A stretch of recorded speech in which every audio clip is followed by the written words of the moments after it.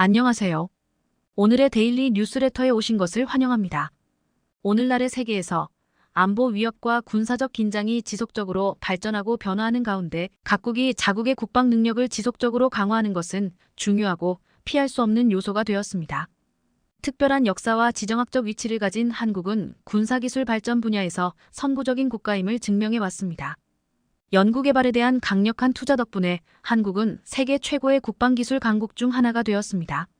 최근 한국은 대공 무기 개발 분야에서 두각을 나타내며 미국과 러시아와 같은 전통적인 군사 강국이 지배하던 분야에서 주목할 만한 성과를 이루었습니다.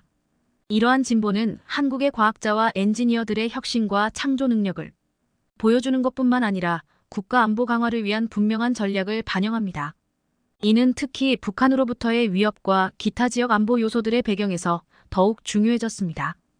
이 새로운 무기의 등장은 기술적 진보의 신호일 뿐만 아니라 지역 내에서 한국의 영토와 독립을 보호하려는 강력한 의지의 메시지입니다.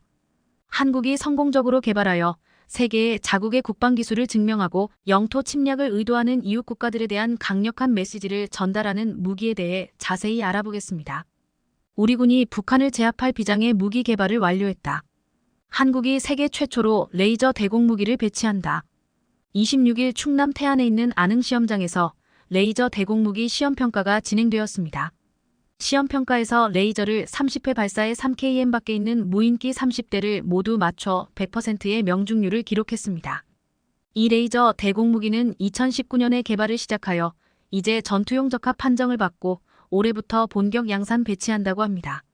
그렇게 되면 전 세계 최초로 레이저 대공 무기를 배치하는 나라가 된다고 했습니다. 레이저 대공 무기가 올해에 전력화된다면 SF 영화 스타워즈에 나오는 광선검과 같은 레이저로 북한의 무인기를 요격하는 모습을 볼 수 있다는 것입니다. 레이저는 드론 공격에 가장 효율적인 대응 방안으로 꼽히는 무기 체계로 광학 센서를 혼란시키거나 고출력으로 발사할 경우 드론을 파괴할 수 있습니다.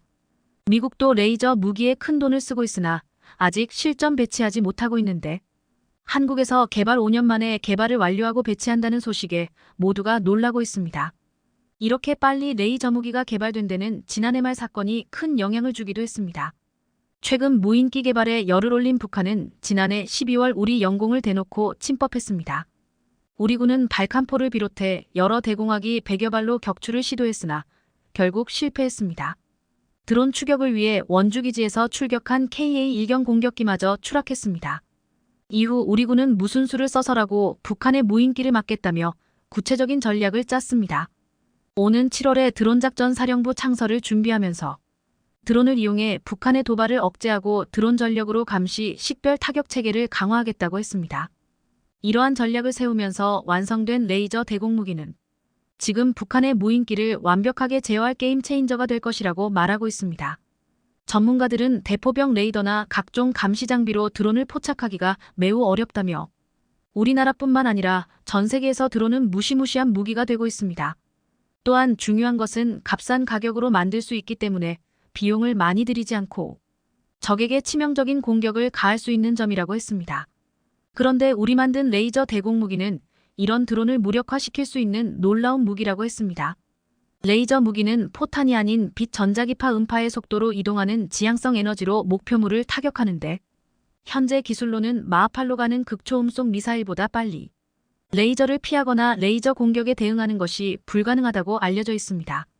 또한 놀라운 것은 레이저 무기는 1회 발사 비용이 2,000원 밖에 들지 않고 소음도 없고 미사일과 달리 낙탁에 따른 안전사고의 우려도 없다는 것입니다. 사드가 한 발에 100억 원이 넘고 신궁이 한 발에 2억 원을 하는 것을 생각한다면 거의 비용이 들지 않는 레이저 무기는 놀라운 가성비를 지니고 있습니다. 이 때문에 레이저 무기는 낮은 고도로 침투하는 드론이나 연속적으로 날아오는 미사일과 로켓탄 등 최적의 요격 수단으로 주목받고 있습니다. 이 때문에 각국은 레이저 무기 개발에 공을 기울이고 있는데 앞으로 영화 스타워즈처럼 드론을 활용한 제공작전과 레이저를 쏘는 대공방어가 펼쳐질 것이라고 했습니다. 이 같은 미래 무기를 가장 먼저 실전 배치하겠다는 한국은 앞으로 레이저 대공 무기 시제품을 다양화하고 항공기 함정에 답제해 미사일로부터 기체를 보호할 수 있게 할 것이라고 했습니다. 군은 앞으로 레이저 대공무기 블록 1을 2030년까지 개발해 출력을 30kW까지로 늘리고 지난해 3월 극초음속 미사일 방어용으로 100kW급 고출력 레이저 무기 체계의 원천 기술 개발에 착수한다고 밝히기도 했습니다. ADD는 앞으로 레이저포로 무인기뿐만 아니라 전투기 인공위성까지 요격할 수 있도록 성능을 향상해 나가겠다고 했습니다. 7월에 창설된다는 드론 사령부에는 타격 능력을 갖춘 드론, 킬러 드론, 스텔스 무인기 등 국방과학연구소 ADD가 연내 생산을 목표로 개발 중인 무기 체계가 배될 예정이라고 했습니다. 최근 유출된 미국 기밀 문서에서 음속보다 최소 3배 빠른 속도로 이동할 수 있는 고고도 스파이 드론을 중국이 조만간 배치할 것이라는 관측이 들어 있었습니다. 이 드론은 대만은 물론 한국 정찰에도 활용될 수 있는 것으로 알려졌는데 이번 레이저 대공무기는 이 중국 드론도 견제할 수 있을 것으로 기대되고 있습니다. 또한 레이저 대공무기에 이어 우리 군은 대북 정찰 등에 이용할 스텔스 무인기 드론을 이르면 오는 5월 시험 비행한다고 했습니다.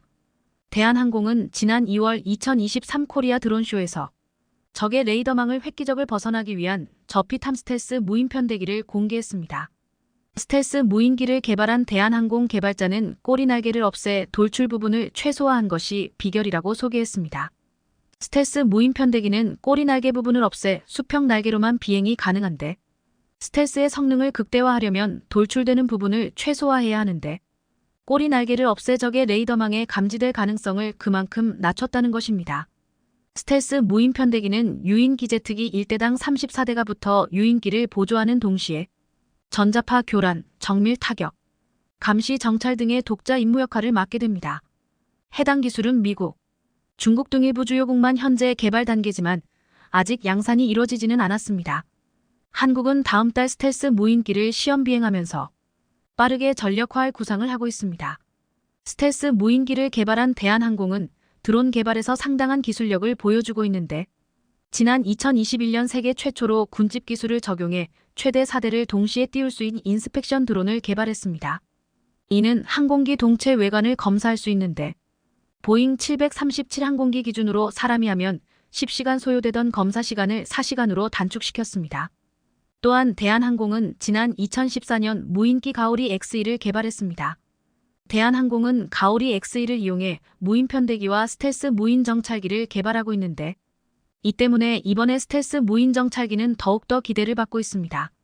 또한 대한항공은 지난해부터 가오리 X2를 개발하고 있는데 가오리 X2는 단독으로 폭격이 가능한 공격형 무인 전투기입니다. 마하 0.8의 속도로 10시간 이상 채공이 가능해 미니비 2폭격기라고 불리고 있습니다.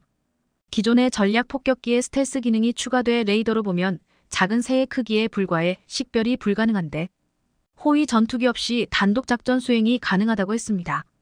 이번에 레이저 대공무기가 개발되면서 레이저 무기에 대한 관심이 뜨거운데 최근 KE 전차가 전 세계에 관심을 받는 가운데 차세대 전차가 공개되어 주목을 받았습니다. 현대로템 측은 최근 국방기술진흥연구소 주도로 지난해부터 개발 중인 30kW급 레이저 무기를 차륜형 지휘 소형 차량에 탑재하는 컨셉을 공개했습니다. 여기에는 레이저포도 개발이 완료되면 장착을 검토한다고 했고 미래전의 필수 아이템이 된 소형 전술 드론도 탑재한다고 했습니다. 구체적으로 현대로템은 130대포와 레이저 대포 및 대전차 미사일 등이 장착된다고 했는데 또한 능동방어 장치인 고출력 레이저도 장착되는데 적으로부터 날아오는 대전차 미사일, 대전차 로켓 무인기 등을 공중에서 요격하는 시스템입니다. 또한 전열화학포도 전기에너지를 발생시킨 플라즈마를 이용해 화약의 추진력을 상승시켜 방호력이 뛰어난 3.5세대의 적 전차를 파괴하는 무기로 장착될 예정입니다. 또한 드론이 탑재되어 보이지 않는 주변 정찰 및 감시 공격할 수 있으며 전차의 실시간 화면으로 정보를 전송하면서 자동 추적 및 전차가 미사일을 지원 공격하여 100% 명중률로 적을 제거할 수 있게 하려 하고 있습니다. 또한 전자기장갑도 장착되어 전차를 보호 승무원의 생존성 향상을 위해 날아오는 포탄 또는 미사일을 전자기 에너지를 생성하여 조우시 화학적 에너지로 변환하여 폭발력을 상쇄하는 화학 반응을 일으키거나 또한 보호막을 개발하여 피해를 줄일 수 있다고 했습니다. 미래 첨단 무기 경쟁에서 이미 레이저 무기는 그 중심이 되고 있습니다. 한국은 레이저 무기에서도 그 어떤 나라보다 빨리 개발하고 전력화시키려고 노력하고 있습니다. 대한민국 방산, K방산이 세계로 뻗어나가고 있습니다. 성능 대비 경쟁력 있는 가격에 빠른 납기까지 갖추면서 메이드 인 코리아 무기가 여러 국가들로부터 선택받고 있습니다.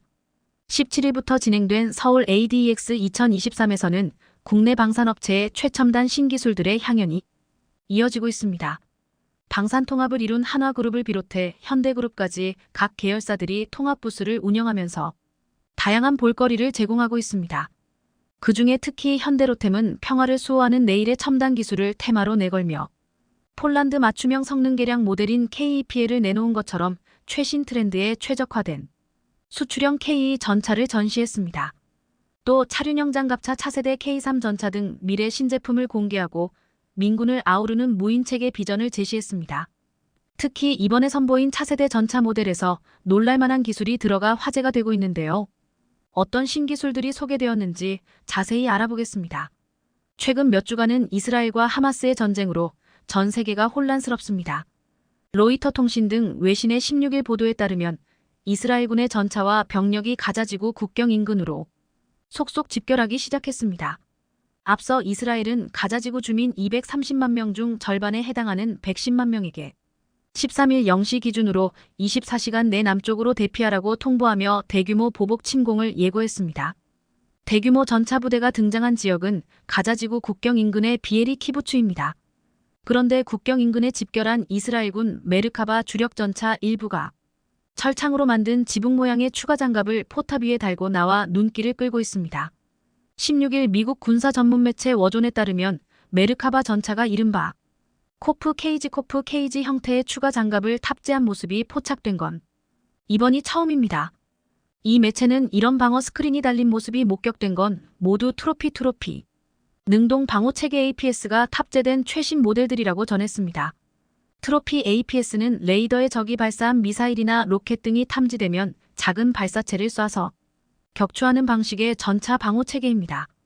다만 이 장비는 높은 곳에서 아래로 내리꽂히는 형태의 공격에는 상대적으로 취약할 수 있는 것으로 알려졌는데 이 점이 지붕 모양의 추가 장갑을 덧붙인 배경일 수 있다고 워존은 추측했습니다. 닭장을 연상시키는 우스꽝스러운 모습에도 불구하고 이런 형태의 장갑은 팔레스타인 무장정파 하마스의 공격에서 전차 승무원들을 지키는데 큰 도움이 될 수 있어서입니다. 하마스는 민수용 드론을 이용해 급조 폭발물 IED를 떨어뜨리는 방식으로 이스라엘군 전차와 군용 차량을 공격한 적이 있는데 철창 지붕은 이런 공격의 효과를 크게 감소시킵니다.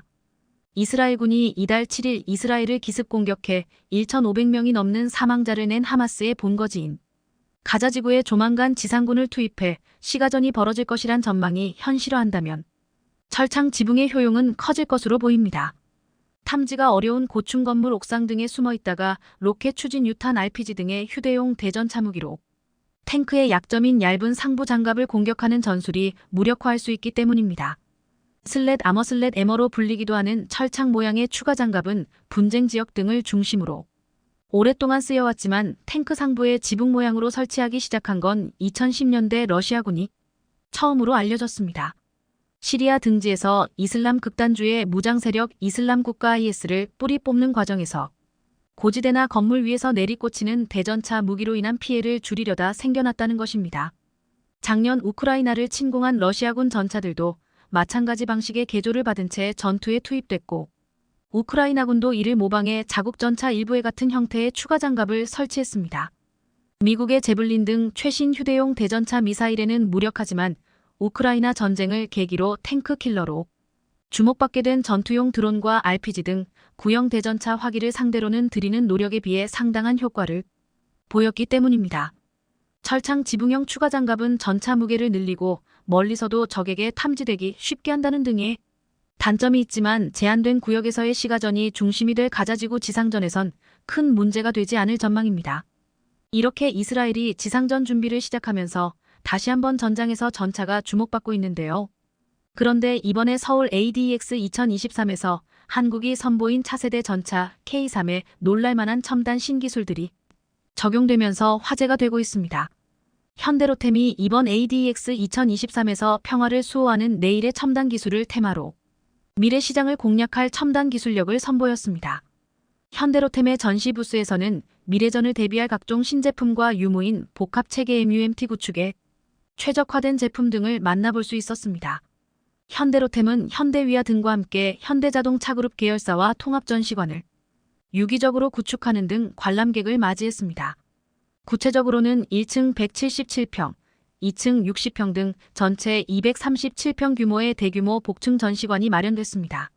전시관에 들어서자 현대로템이 로봇 플랫폼 업체 레인보우 로보틱스와 개발한 다족 보행 로봇이 관람객들을 맞았습니다. 현대로템은 로보틱스, 무인체계 등 첨단 기술을 중심으로 재편 중인 미래 방산 시장에 대응할 기술 역량 강화에 속도를 내고 있습니다. 해당 로봇은 원격으로 조종 가능한 사족 보행 로봇입니다. 마치 강아지와 비슷한 형상으로 전시관 앞을 자유로이 누비고 있었습니다. 장애물을 부드럽게 피하는 모습을 보며 로봇 기술의 발전에 감탄을 금치 못했습니다. 야지의 험로 및 장애물 구간에서도 자유롭게 기동할 수 있습니다. 또한 목적에 따라 로봇팔, 원격 무장 통제 장치, 섬광폭 음탄 및 최루가스 살포기, 체온 측정 장치 등 다양한 임무 장비를 탈부착할 수 있어 위험한 작전에 사람을 대신해 투입돼 아군 인명을 보호할 수 있을 것입니다. 특히 이날 전시관에서는 동시에 미래에 등장할 차세대 전차의 최신 콘셉트 모델도 공개되며 크게 주목을 받았습니다. 현대로템의 차세대 전차 콘셉트 모델은 현대자동차 디자인센터와의 협업을 통해 디자인됐으며 미래 전장 환경을 고려한 스텔스 형상 구현 및 무인화, 자동화에 초점이 맞춰졌습니다. 그런데 이번에 나온 구조를 보니 방어력이 크게 향상된 구조로 설계되어 많은 사람들이 놀랐는데요. 차체 및 포탑 곳곳에 벌집의 육각형 구조에서 영감을 얻은 허니콤 형상에 장갑을 적용해 튼튼하고 가벼우면서도 공간 효율성을 극대화한 디자인을 적용하는 등 생체 모방 디자인을 구현했습니다. 이는 현대로템이 개발 중인 4세대 MMC 복합 장갑으로 보이는데요. 그동안 미국, 유럽, 독일 등에서 개발하고 있는 차세대 전차들에서도 4세대 복합 장갑을 선택했지만 그 중에 어떤 전차도 육각형 구조를 접목한 전차는 없었습니다. 한국의 K3 전차는 왜 이러한 구조를 채택한 것일까요? 이 육각형 구조는 기하학적 구조에서 가장 안정적인 구조로 평가받고 있습니다. 꿀벌이 지은 벌집을 자세히 보면 육각형 방이 다닥다닥 붙어 있는 것을 볼 수 있습니다. 구조가 단순해 보이지만 그 내부에는 과학적 건축술이 숨어 있는데요. 수학적으로 둘레의 길이가 일정할 때 넓이가 최대가 되는 도형은 원입니다. 물론 한 개당 넓이는 원이 가장 넓겠지만 원을 여러 개 이어붙이면 사이사이에 못 쓰는 빈 공간이 생기기 때문에 효과적으로 공간을 활용할 수 없습니다.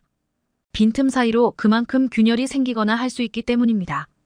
반면에 정육각형 모양의 구조물은 펑면에 서로 붙여놓았을 때 변이 맞닿아 있어 빈틈이 생기지 않습니다.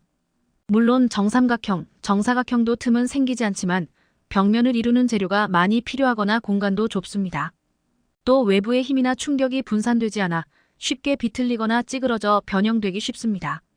그래서 정육각형은 힘이 쉽게 분산되는 구조여서 견고할 뿐 아니라 안정적입니다. 이러한 허니콤 구조는 우리 일상에도 많은 곳에서 사용되고 있는데요. 건축물을 지을 때뿐만 아니라 KTX 고속열차, 비행기, 경주용 자동차 등 앞부분의 충격 흡수 장치로 사용되어 큰 사고에도 피해를 최소화합니다. 그래서 이번에 현대로템이 공개한 차세대 전차 설계 구조에 많은 사람들이 관심을 갖는 것이죠. 게다가 이번에 공개된 차세대 전차 콘셉트 모델은 130대구경 활강포가 장착된 무인 포탑 적용 및 드론 탑재로 유무인 복합체계 운용 개념을 실현했습니다. 기존에 120호를 장착한 K 전차보다 큰 것으로 나타났습니다. 구경이 커진 대구경탄을 쓰는 만큼 관통력이 크게 높아질 것으로 예상됩니다. 신소재 및 첨단 기술 기반의 경량 장갑과 능동 방호 장치를 적용해 생존성을 극대화했으며 전동화 기술을 통해 정숙성을 높이고 에너지 효율성도 확보했습니다. 현장에서는 차세대 전차는 AR/VR을 통해 가상으로 탑승해 볼 수 있었습니다. K3 전차 내부는 23명의 승무원 전차장, 조종수, 포수들이 탑승하도록 캡슐형 승무원실을 갖추도록 설계됐습니다. 인구 감소와 무인화 자동화에 맞춰 운용 인원을 줄이는 것은 필수적입니다. 내부에선 실시간으로 360도 감시가 가능한 첨단 영상 장비가 들어갑니다. 이 경우 그동안 한국 전차의 고질적 문제로 지적된 차체 밖에 신체를 노출한 상태의 주행이 사라져 생존성이 크게 높일 것으로 기대됩니다. 뿐만 아니라 현대로템은 전시회에서 무인체계 기술의 민간 활용 가능성도 선보였습니다. 그 일환으로 현대자동차와의 협업을 통해 개발된 무인 콘셉트카 유팟 POD를 처음으로 공개했습니다. 유팟은 현대로템의 다목적 무인 차량을 플랫폼으로 만들어진 무인 전동 차량으로 다목적 무인 차량에 적용된 첨단 기술의 민수 분야 확장성을 구현한 차량입니다. 유팟의 기본 플랫폼인 다목적 무인 차량의 성능 개량 모델도 함께 전시됐습니다. 기존 모델 대비 최고 속도가 30km/h에서 50km/h로 늘어남에 따라 주행 안정성 강화를 위한 서스펜션이 추가됐으며 센서류 강화로 보다 정밀한 자율주행이 가능해졌습니다. 특히 이날 행사장에는 신규 30톤 T급 차륜형 장갑차 실물이 최초로 공개되며 관람객들의 시선을 사로잡았습니다. 지난 9월 열린 폴란드 MSPO 방산 전시회에서 축소 모형을 전시한 적은 있지만 실물을 선보이는 것은 이번이 처음입니다. 30T급 차륜형 장갑차는 외부 공격으로부터의 생존성을 중시하는 글로벌 추세에 따라 방호력 증강에 초점을 두고 현대로템이 자체 개발 중인 모델입니다. 이번에 실물로 선보인 차량에 적용된 중구경 포탑뿐만 아니라 대구경 포탑 등 다양한 무장을 탑재할 수 있으며 고성능 수상 추진 프로펠러가 장착돼 수상 운용이 가능합니다. 동시에 현대로템의 주력 제품인 KE 전차의 다양한 수출형 모델들도 전시됐습니다. 수출형 KE 전차는 시장에서 요구되는 성능 요건에 따라 기존 대비 더욱 강력한 성능을 확보한 것이 특징입니다. 우선 해외 수출을 가정한 성능 개량 콘셉트 모델인 KEXK EX포트가 최초로 공개됐습니다. KEX는 디지털 기반으로 개발된 KE 전차의 확장성을 기반으로 다양한 최신 전장품 및 장치들을 추가해 기존 대비 성능이 강화됐습니다. 이를 바탕으로 한 군안전차, 개척전차, 교량전차 등도 선보였습니다. 현대로템 관계자는 이번 전시회를 통해 평화를 지킬 지상무기체계의 미래 청사진을 제시하고 시장을 선도하는 기술력과 경쟁력을 알리고자 한다며 무인화 전동화 등 첨단 기술에 기반한 미래 제품, 경쟁력을 제고하고 민군을 아우르는 사업 역량을 꾸준히 확보할 것이라고 밝혀 기대감을 증폭시키고 있습니다. 전 세계적으로 주목받는 한국산 전차의 새로운 모습들을 기대해봐도 좋을 것 같습니다. 현대전에서 상륙작전은 전세를 단숨에 역전시킬 수 있는 게임 체인저입니다. 6.25 당시 인천 상륙작전이 대표적 사례입니다. 인천처럼 조수간만의 차가 커서 갯벌을 가로질러 가야 할 때 해병대의 상륙작전을 효과적으로 수행케 해주는 함정이 필수 요소가 되었는데 이처럼 현대전의 해병대의 주요 상륙작전에서 가장 중요한 역할을 할 수 있게 하는 게 바로 고속상륙정입니다. 지난 1일 우리방위사업청은 고속상륙정 LSF-2 제34호정인 솔개 63만 3,635호정이 해군에 인도됐다고 밝혔습니다.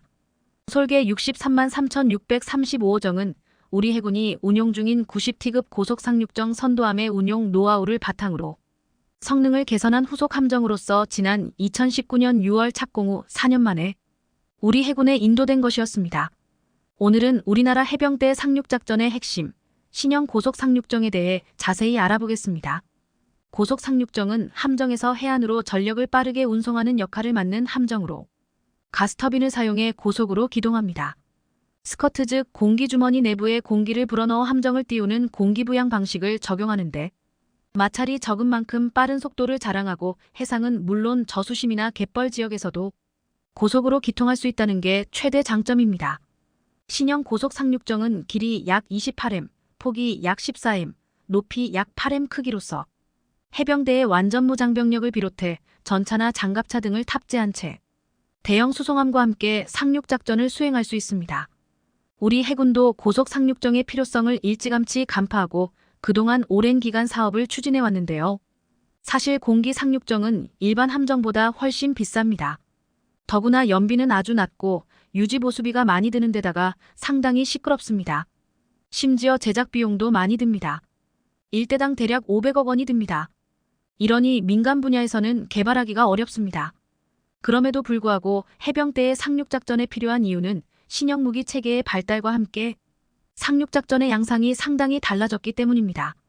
과거에는 적 해안에 근접해서 작전을 수행해야 했다면 현대전에서는 수평선 너머에서 기습적으로 돌진하는 초수평선 상륙작전으로 바뀌는 추세이고 고속상륙정은 초수평선 상륙작전을 수행할 때 많은 장비와 병력을 신속하게 해안으로 이동할 수 있도록 만들어주기 때문에 상륙작전을 수행에 필수적입니다. 따라서 각국은 고속상륙정 개발에 총력을 기울이고 있습니다. 러시아의 경우 물의 나급이 가장 유명한데요.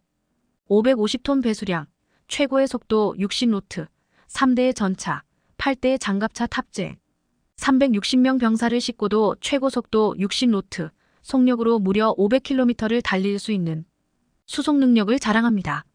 이러한 능력을 자랑 때문에 주변국들이 러시아의 기습 상륙 능력을 두려워하는 것입니다. 해군에 많은 투자를 하고 있는 중국 역시 상륙작전의 핵심이 된 상륙정에 관심이 많은 나라입니다. 특히 2017년부터 개량형인 726식과 726어식의 양산을 시작했고, 이 개량형은 곧 중국 해군의 주력 함정이 됐습니다. 중국은 현재 헬기 상륙함도 건조 중인 것으로 파악됩니다. 불법 카피가 의심되는 기술을 통해 주브르급과 비슷한 급을 운용 중인 것으로 알려져 있습니다. 미국은 베트남전부터 SKO급을 사용했는데 현재 상륙 전용 LCAC1급을 운용 중입니다. 현존하는 공기부양정 중 가장 빠른 속도인 70노트, 즉 시속 130km를 자랑합니다. 미국의 이 상륙정은 병력, 장비, 그리고 화물을 싣고 300km를 갈 수 있는 수송 능력을 자랑해 초수평선 상륙작전을 하기에 차고 넘치는 상륙정으로 평가받고 있습니다. 미국은 현재 전 세계에서 가장 많은 상륙정을 운용 중이며 미국에서 자체 개발해 판매하고 있습니다. 현재 한국 해군의 솔개 2급을 독도함에 탑재해 운용 중입니다. 고속 상륙정은 기관총을 주요 무장으로 탑재할 수 있는데요. 숫자로만 보면 북한이 250정의 많은 상륙정을 보유하고 있지만 우리 군은 미군과의 여러 차례 훈련을 통해 북한의 상륙정의 수적 우위를 아파치 헬기로 무력화시킬 수 있다고 판단하고 있습니다. 사실 우리나라 고속 상륙정 사업은 1989년 해군의 고속 상륙정 한 척을 인도한 후 중단되었습니다. 하지만 이후 상륙작전 개념이 확대되었고 고속 상륙정을 대형 수송함에 탑재해 적 레이더 탐지권 및 지대함 유도탄 사거리 외곽까지 접근한 후 고속으로 발진하여 돌격 상륙하는 전력으로 사용하거나 육상기지에서 직접 발진하여 기습 상륙하는 신개념 해상 상륙작전이 요구되자 한국도 다시 고속 상륙정 개발에 다시 나서게 됩니다. 처음에는 미군으로부터 고속 상륙정 기술을 도입하고 싶었으나 미국은 기술보호 정책을 핑계로 미국 LCAC의 핵심 기술인 스커트 및 추진 부양계동에 대한 충분한 기술 이전이 보장되지 않았고 결국 합의점을 찾지 못해 끝내 결렬되고 말았습니다. 그러자 한국은 불리한 조건의 기술 도입 생산을 채택하는 대신 국내 건조로 변경하여 2002년 9월부터 한진중공업에서 기본 설계를 수행했습니다. 이후 5년여간에 걸쳐 건조하여 독도함 추역에 맞추어 2007년 고속 상륙정 2척을 해군에 인도했습니다. 이후 한국군은 2005년 12월 러시아에서 무레나 공기부양정을 인수해 솔개 621로 이름짓게 됩니다. 또한 우리 해군은 길이 31m, 배수량 100톤급 무레나 공기부양정 3척을 2005년 12월부터 2007년 1월까지 러시아로부터 인수해 서해안에 배치했는데 불곰 사업을 통해 러시아에서 들여왔기 때문에 러시아어 별명을 따 바다뱀을 뜻하는 무레나 MIP라고도 불립니다. 러시아의 공기부양정은 최대 130여 명의 완전 무장한 병력과 장갑차 2대 분량의 군수물자 수송이 가능하며 상륙함의 웰도크에 탑재돼 바다로 발진하는 LCAC형 공기부양정에 비해 단독으로 작전을 펼치기 때문에 크기도 크고 화물칸이 폐쇄형입니다.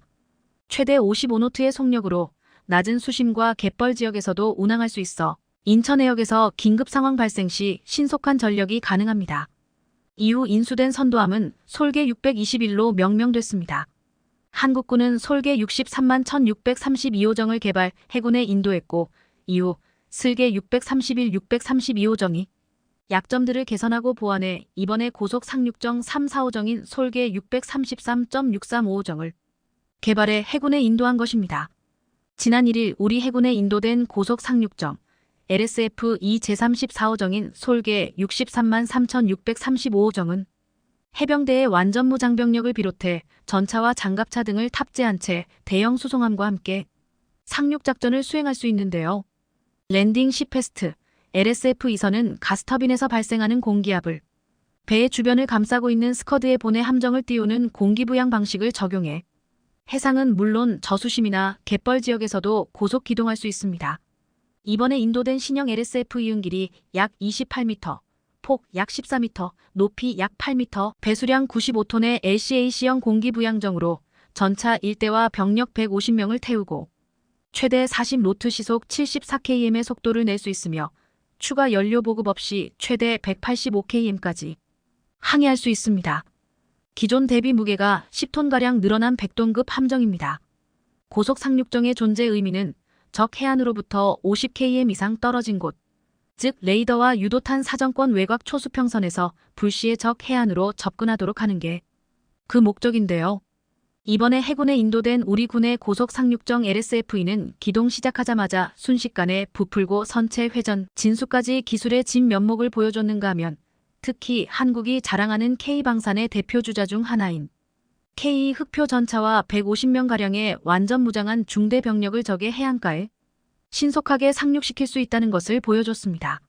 보시는 것처럼 이번에 우리 군은 대형 수송함에서 고속 상륙정 LSF-2 내리고 이후 고속 상륙정 LSF-2 육지에 도착하자 K2 전차가 내려서 상륙작전을 펼칠 수 있게 됩니다.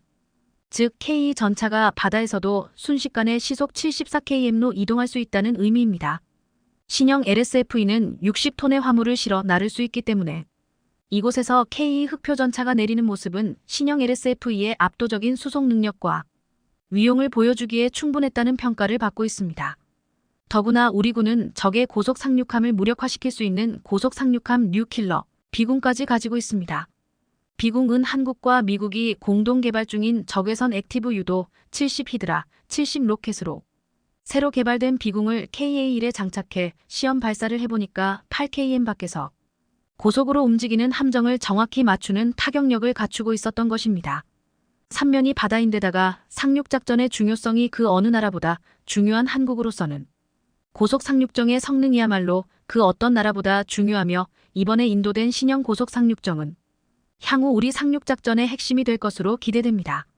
반도체 패권 경쟁이 날로 격화되고 있는 가운데 대한민국의 1, 2위 기업이 회심의 카드를 꺼내며 대반격을 예고했습니다.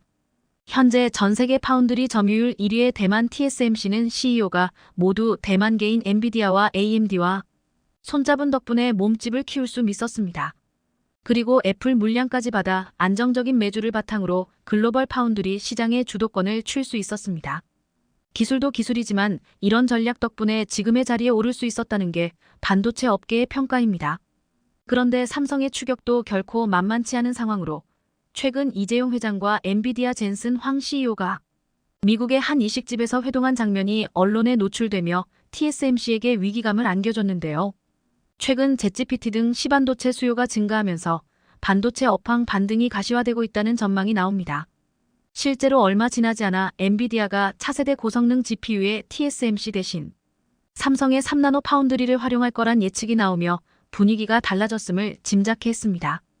TSMC의 3나노 미세공정 반도체 생산 단가가 지나치게 높은 반면 성능 개선은 5나노보다 크지 않은데 삼성이 기술로 치고 올라가면서 최신 3나노 공정에서 삼성이 엔비디아 물량을 가져갈 수 있다는 얘기가 나오고 있습니다. 그런데 이번에 삼성이 현대차와 처음으로 손을 잡아 전 세계적으로 화제가 되고 있다고 하는데요. 국내 1, 2위가 드디어 손잡아 세계를 장악하기 위해 뭉쳤다고 하는데 이들의 회심의 전략이 무엇인지 자세히 알아보겠습니다. 최근 글로벌 반도체 업계에선 드디어 올 것이 왔다는 이야기가 확산되고 있다고 합니다. 다름 아닌 삼성과 현대차가 차량 반도체 분야에서 손을 잡기로 했다는 소식이 전해지면서 반도체 업계에 엄청난 긴장감이 휘몰아치고 있는 건데요.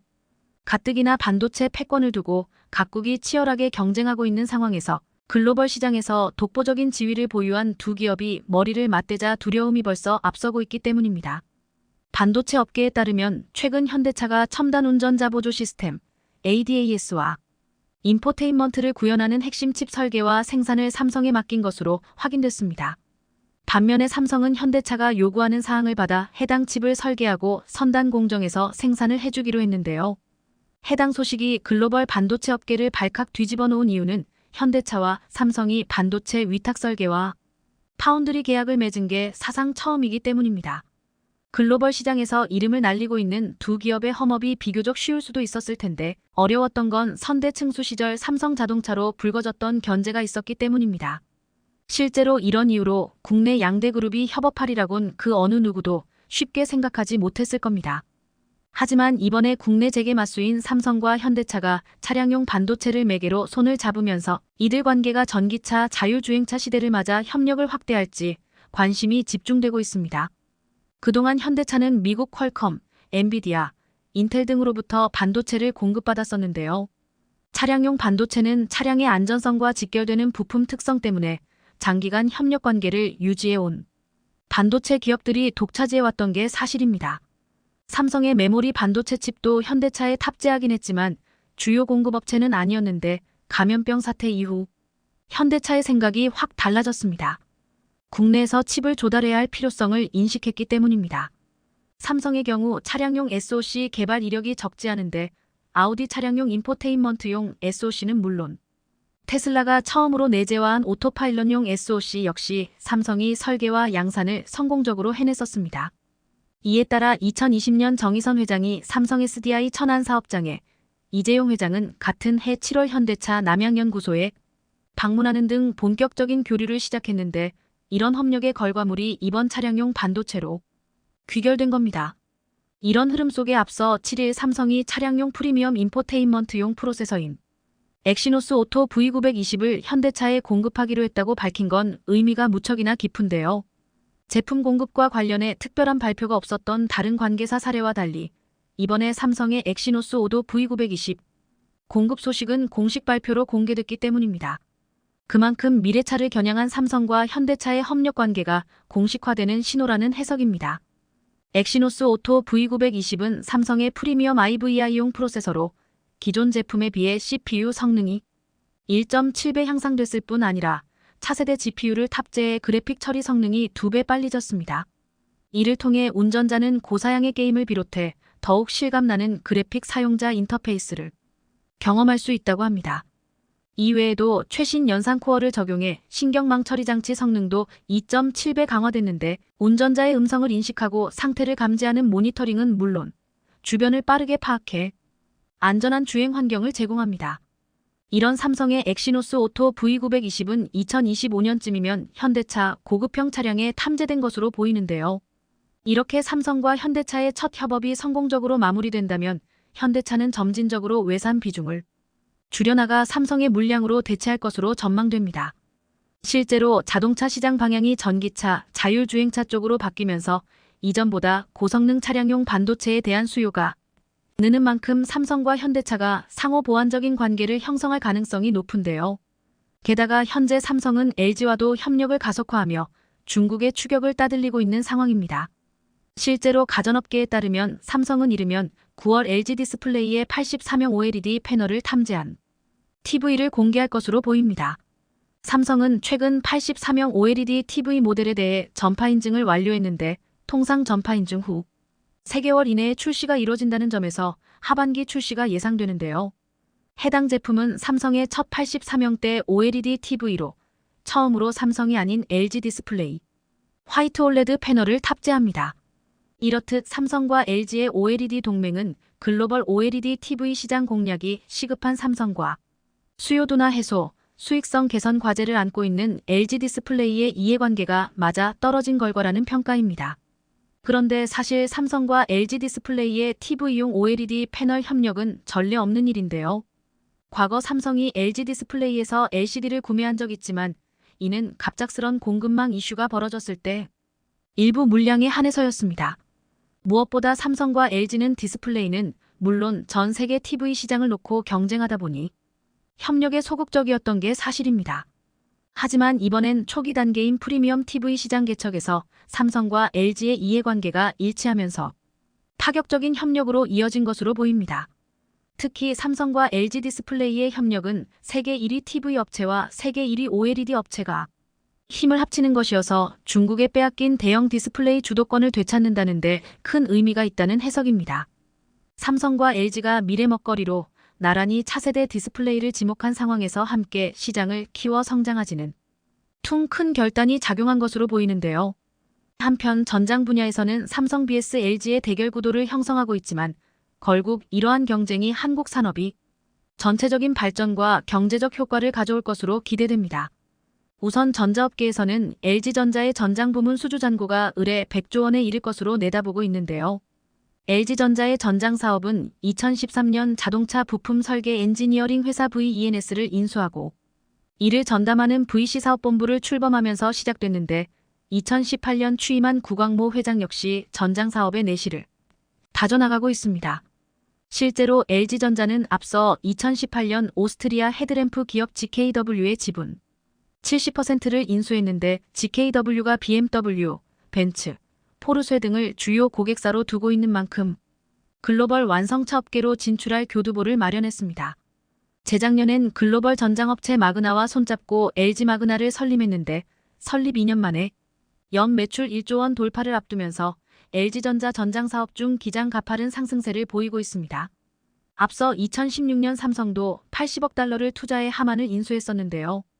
특히 하만의 전장 사업은 삼성의 반도체와 모바일 사업과도 시너지가 날 수 있는데 하만이 공급하는 인포테인먼트 시스템에 삼성 반도체를 탐지할 수 있고 모바일과 자동차와 연결하는 텔레매틱스 생태계를 구축할 수도 있습니다. 증권가에서는 올해 하만의 영업이익이 1조 원을 돌파할 것이라는 관측이 많은데요. 많은 분들은 삼성과 LG전자 중 누가 더 많은 수확을 거둘 것인지에 대해 초점을 두고 있지만 사실 이보다 더 중요한 게 있습니다. 누가 승기를 잡든 건강한 견제를 통해서만 기업 경쟁력이 향상되고 이는 곧 대한민국 산업 경쟁력이 높아질 수 있는 길이기 때문인데요. 대한민국 기업들이 뭉친다면 글로벌 시장에서 중국을 밀어내고 세계 시장을 장악하는 건 결코 어려운 일이 아닌 듯 보입니다.